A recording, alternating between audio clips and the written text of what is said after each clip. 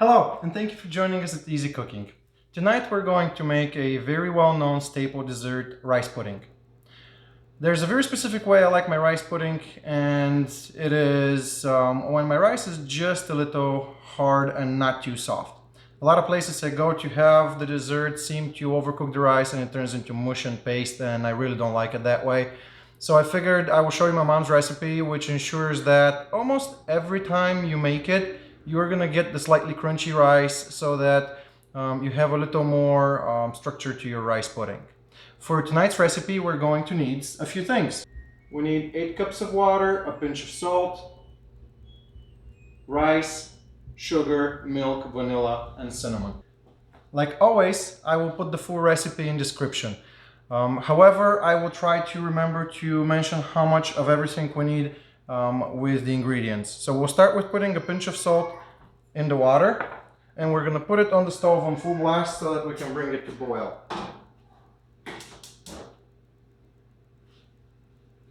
This may take a minute, so I will probably pause it over here and I'll come back to you after it has started boiling, and we'll pick it up from there. See you in a minute. As you can see, our water is boiling, so we'll move to our next step. First, we'll turn our heat down to medium, and then we'll put 2 cups of rice in the water. We'll give it an initial stir so it doesn't stick to the bottom of the pan. Make sure to do that, otherwise your rice may stick to the bottom, and we don't want that to happen. We'll bring it up just a little so that it can start boiling again.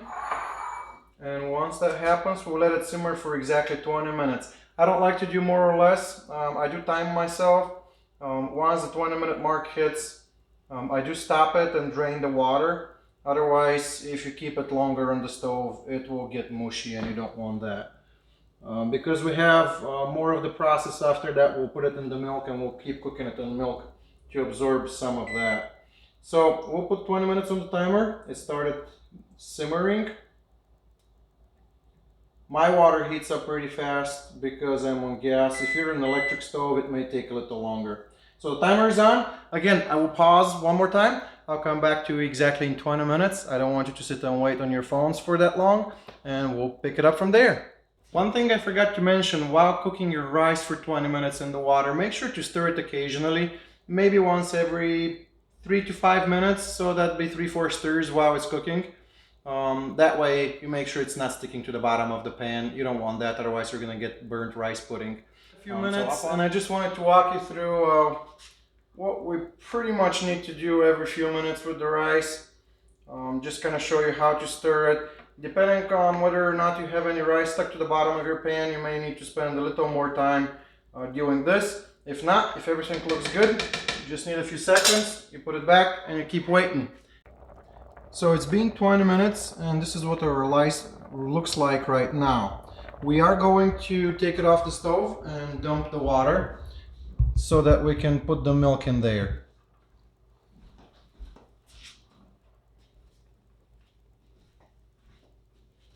I am going to use a regular strainer. I'm just going to go ahead and pour it right in.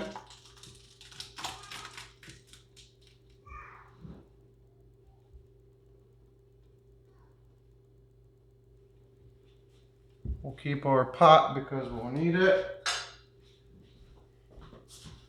We'll give it a little stir in there so that the rest of the water can be drained.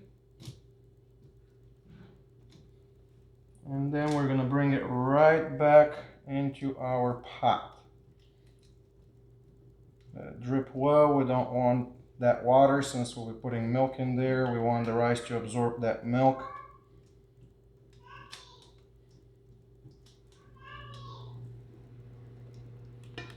We're going to put it right back into the pot.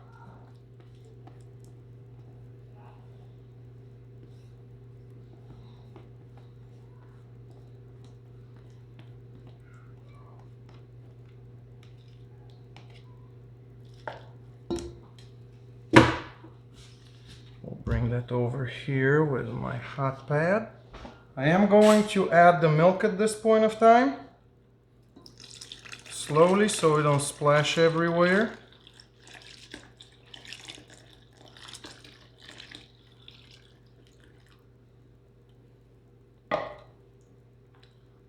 we'll add the sugar. We'll mix it all in. Get all that rice from the corner of the pot. We don't want it to just sit there and get burned. We are going to add our vanilla. About a teaspoon of vanilla. The sugar is a cup. The milk is 4 cups. Again, the full recipe is listed on the bottom of my video in description. So feel free to scroll down at any point of time and read the full recipe. And of course, if you like our recipes, please do subscribe at any time and get notified as we come up with new cool, easy recipes for you. So at this point, we are going to put our rice back on the stove. I have not stopped my stove yet. I don't want to turn it off because I don't want it to cool off. I am going to bring the heat up just a little bit. Let that get to a slight boil. Once it gets to a slight boil, I'll put it back on simmer and let it thicken. Let that rice finish cooking. Let it absorb the milk. And right before the milk is...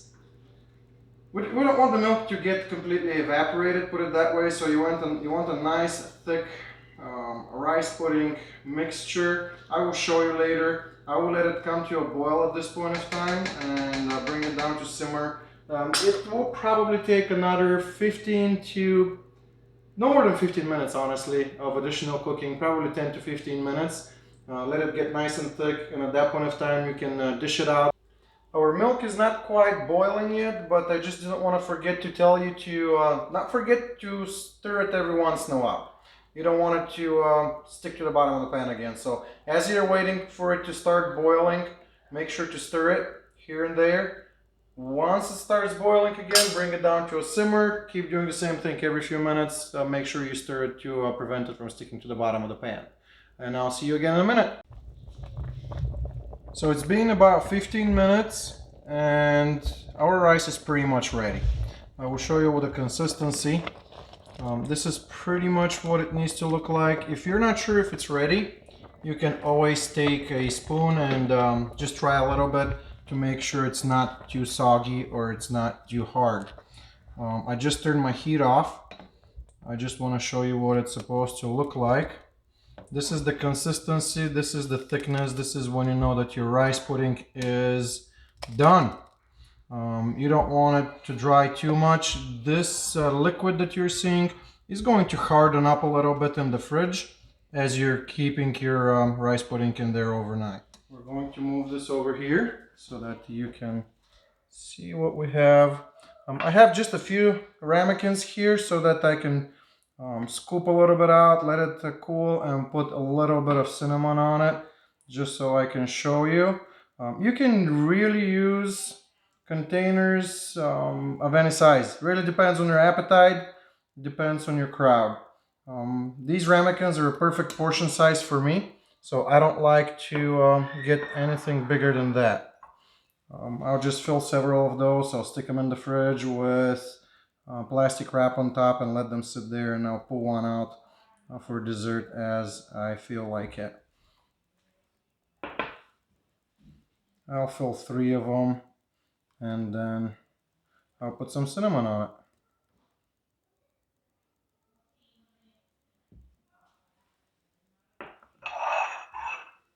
We're going to sprinkle a little cinnamon. You want to tap the cinnamon lightly on top. You don't want to sprinkle too much at once because then you're going to just end up with a glob of cinnamon. So I will just do this.